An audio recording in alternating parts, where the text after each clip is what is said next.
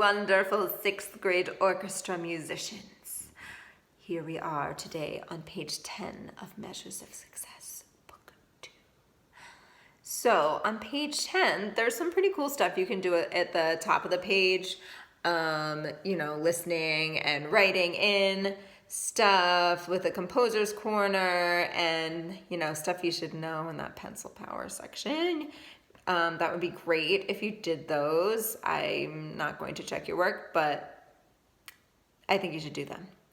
And then we just have 2 songs down at the bottom here, Barn Dance and Philharmonics. So let's look at Barn Dance and let's just figure out our rhythm first. So how many beats in a measure for Barn Dance? 2. So let's just I'll put this down. We'll just clap the rhythm first. So it's putting all of our 8th note, 16th note rhythms together. Here we go, Barn Dance. Ready, go. 1, 2, 1 E and a 2 and 1 and a 2 and 1. Rest. 1 E and 2 E and 1 E and 2 E and 1 and 2 and 1 E and a 2 and then we would repeat. Let's skip the repeat and just do the second ending for our clapping right now. Second ending, go. 1 E and a 2 and 1 and 2, because it's forte at the end. Big crescendo, like a cymbal crash. I feel like I'm doing. So I would suggest, any ideas what I would suggest, how to practice this? What would you do next after counting and clapping? You would play it on an open string, because these are tricky rhythms. So just play it on open A or something first. And then add in your fingerings. And you might even want to take, a measure or 2 at a time and then put it all together if you're having any trouble with these rhythms, okay? And then add in your dynamics too. Lots of dynamics in this one. So let's do it. So again, I'm going to play the real thing, but if you want to do an open string or even just count while I play, go for it. Here we go.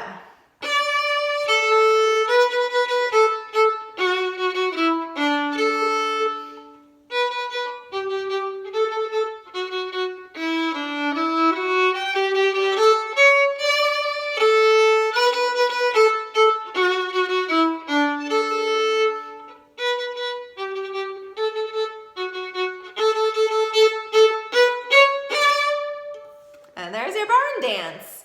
Does it sound like a barn dance? Does it sound like we're in a barn? A little. I don't know if I would totally say it's a barn dance, but we'll pretend. I guess it's not a super Barney barn dance. Barney the dinosaur. Philharmonics is the next one, and it's a bonus. So, Philharmonics, we are working on harmonics. Oh my gosh, they have so many little trying to be funny thingies in here, like the bonus, and now Philharmonics is like a philharmonic, but in the word Philharmonic is harmonic, and we're working on harmonics. It is pretty clever, I have to say. So, harmonics. At least some of us have done harmonics before, but harmonics are super fun. You just need to find your harmonic. So a harmonic is when you just, I'm not pressing my finger down. I'm just touching the string at a certain spot, and it makes this cool, pure sound. So if I'm not at the exact right spot, there's no harmonic there. But if, you've probably done this before where you go.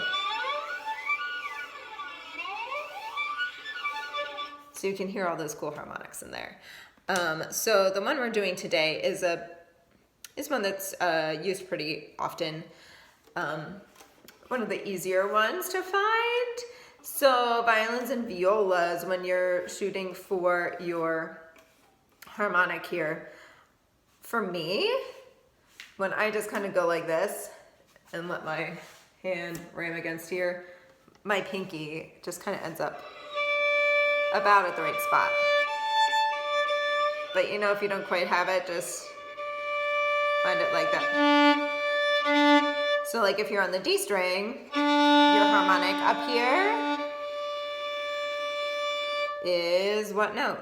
Your high D, just a D an octave higher. And on the A string, it's your high A an octave higher. And of course this goes for cellos too. Cellos, I would also do the same thing, but it might be a little more of a stretch when you get to here for that for that harmonic, okay? So you can practice doing your harmonics, you know, just practicing like and finding it. I'm purposely going back down just so I can find it again, practicing that. Okay, so you can do that kind of thing, whatever string you want. And then you can go ahead and play Philharmonics. Here we go. Ready, play.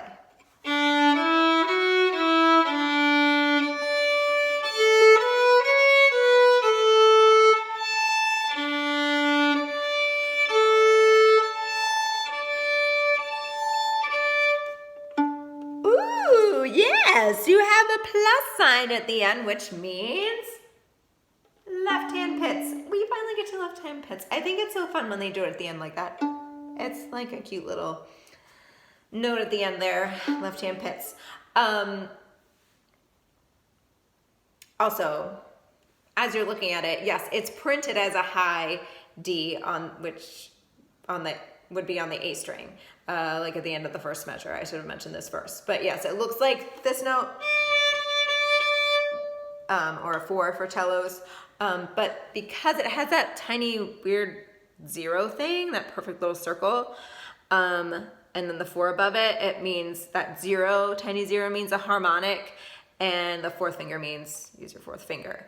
Okay, so even though it looks like it's going to be on the A string, that is indeed on the D string. So, and then with the high A, it is on your A string, not on the E string for violins, or like, whoa, what a note is that for cellos and violas. So I hope that all makes sense.